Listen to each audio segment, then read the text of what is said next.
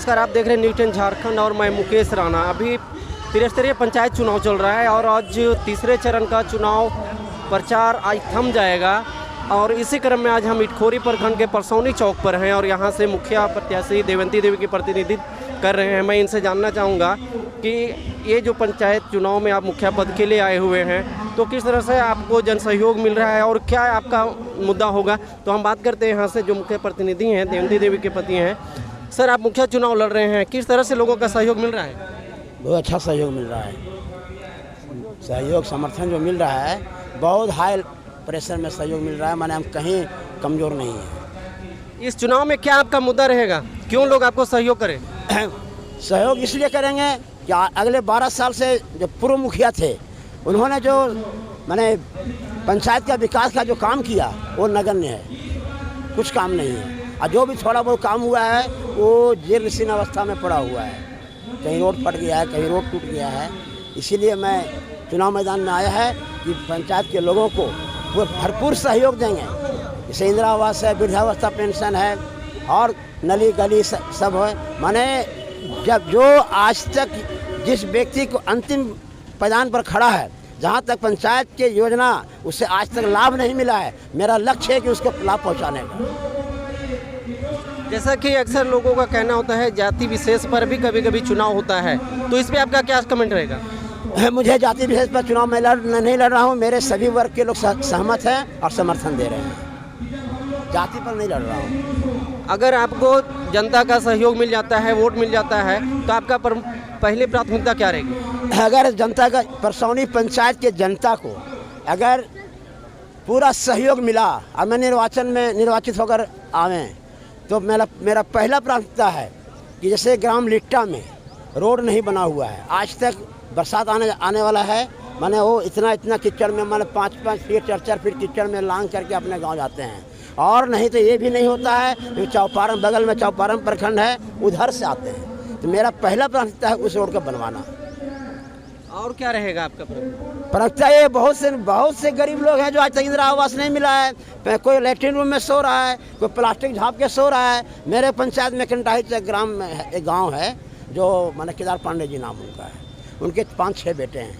मैं जब परसों रोज गया वहाँ पर तो देखा कि झुग्गी झोपड़ी जैसे दिल्ली वगैरह में रहते हैं ना, उसी तरह से 5-6 घोल पाट बना करके रह रहे हैं। हमारे कॉलोनी आज तक उनको मिला ही नहीं, कोई लाभ नहीं मिला।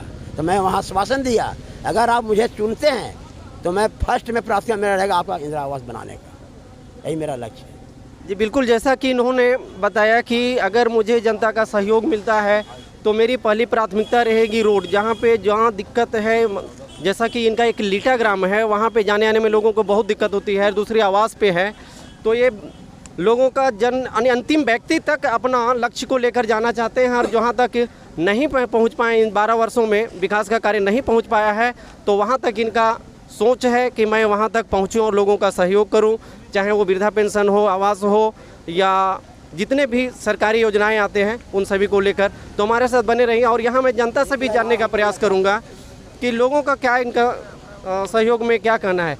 सर, बताएंगे कि ये चुनाव लड़ रहे हैं, हाँ, तो किस तरह से इनका सहयोग मिल रहा है? अबर अगला जो मुखिया प्रत्याशी हैं जो श्री श्याम प्रसाद सिंह, वो 5 साल पहली बार जीते, फिर अब एक बार नहीं हुआ, फिर हम लोग दूसरा बार जीता है। 5 साल 10 साल हो गया, 2 साल कोरोना में हो गया, 12 साल हो गया। 12 साल में जो विकास 5 साल में होना चाहिए वो 12 साल में अभी तक नहीं हो पाया। आप पूरा पंचायत में घूम के देख सकते हैं, कोई कहीं भी नली ना बना हो, जहाँ पे रोड बना वो रोड अभी साल भर भी नहीं हुआ, वो रोड 2 साइड हो गया है। इसलिए अगर हम लोग मुखिया प्रत्याशी श्री देवंती चाची को भारी मतों से जिताना है, गुब्बारा छाप में मोहर लगाना है सबको, और हम लोग सब साथ हैं और सबके विकास है ये, और बहुत सम्मानित आदमी है ये बालेश्वर चाचा, और हम लोग इनको खड़ा किए हैं पूरा पंचायत में सबको बैठ के मीटिंग कर। जी सर, ये बालेश्वर जी प्रतिनिधित्व कर रहे हैं, आपका क्या सोच है इनके प्रति?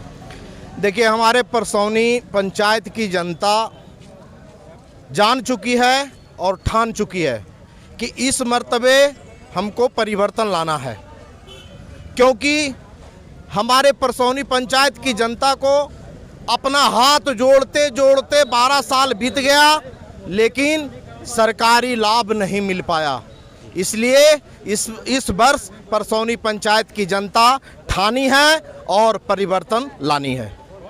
जी बिल्कुल है, यहाँ के लोग भी सहयोग कर रहे हैं। मैं कुछ युवाओं से जानने का प्रयास करूँगा कि इनका क्या इनके प्रतीत है।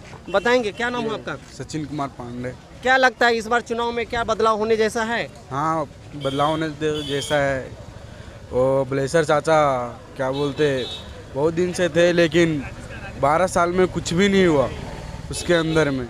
मेरे गांव में भी राम खिलवान पांडे, उसका घर नहीं है, बाथरूम में उन लोग सो रहे, कोई भी उसके ऊपर किसी का भी ध्यान नहीं, इसलिए हम लोग अब ब्लेसर चाचा को चुने। तो ये देख रहे हैं लोगों के साथ साथ युवाओं का भी संपर्क है और मैं बात करना चाहूँगा, एक और युवा हमारे साथ जुड़ रहे हैं कि क्या इनका योगदान रहेगा अगर आप लोग सहयोग करते हैं तो? परसौनी पंचायत का पहला लक्ष्य था मुखिया जी को मेन मकसद जिताने का। 12 साल उनको हम लोग मौका दिए, जिस तरह से उनको परसौनी पंचायत में काम करना चाहिए उस हिसाब से अपना काम नहीं किए। जिस तरह के भी परसौनी पंचायत में लाभ आया उस लाभ से वंचित रखा गया। परसौनी पंचायत को सामान्य जनता को वंचित रखा गया, उससे कभी मौका नहीं दिया गया कि आपके गांव में इस तरह का लाभ आया है। उस तरह का लाभ पहुंचा ही नहीं जनता तक।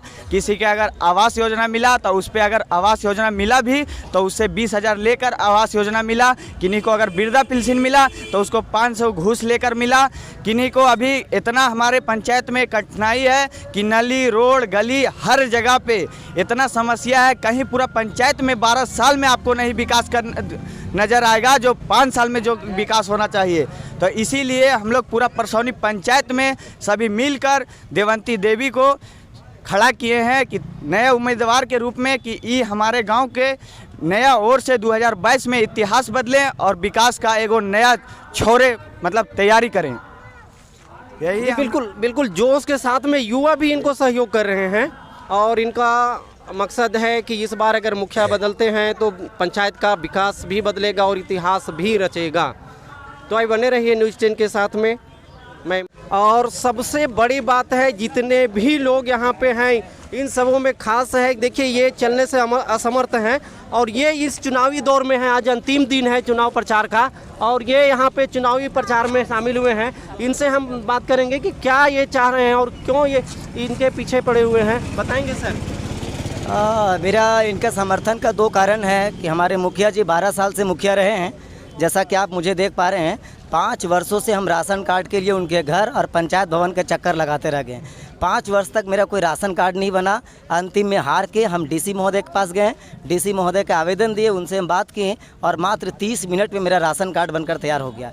ये हम जानना चाहते हैं कि बार बार वो आदर्श पंचायत की परिभाषा देते हैं, क्या एक दिव्यांग के, एक विकलांग के राशन कार्ड नहीं बनना चाहिए? हमारे गाँव में कुछ ऐसे भी लोग हैं जो सुखी संपन्न है और उसको 1 नहीं 2 नहीं बल्कि 3 प्रधानमंत्री आवास योजना का लाभ मिल चुका है। तो एक दिव्यांग का न कोई सरकारी आवास हो या सरकारी योजना का लाभ मिल पा रहा है तो आम जनता का क्या होगा? मैं इससे काफ़ी आहत हूँ, इसीलिए मैं उनका समर्थन छोड़कर मैं श्रीमान बालेश्वर साहब की धर्मपत्नी देवंती देवी के समर्थन में हूँ। सिंह जी का मैंने सचिव तो कहने का मतलब है मैं आपको बताना चाहता हूँ कि स्टेज पर बैठक हुआ था एक करवाला के चलते, तो बैठक में उन्होंने बोले कि अगर मैं जिस दिन टोपी पहन लूंगा उस दिन हिंदू लोग को पगड़ी बांधना हो जाएगा। ये बात सही है और इसका जांच भी आप लोग कर सकते हैं, बात बोले थे कि नहीं बोले थे। मैं चुनाव नहीं रहना चाहता लेकिन बहुत सोच जितना झूठ ढाया जा रहा है, अभी जितना वोटर्स हैं सबको धमकाया जा रहा है कि कल 24 किस चीज का धमकी? मेरे यहाँ गुलाम नहीं है। और आप धमकी में देना बंद करिए, धमकी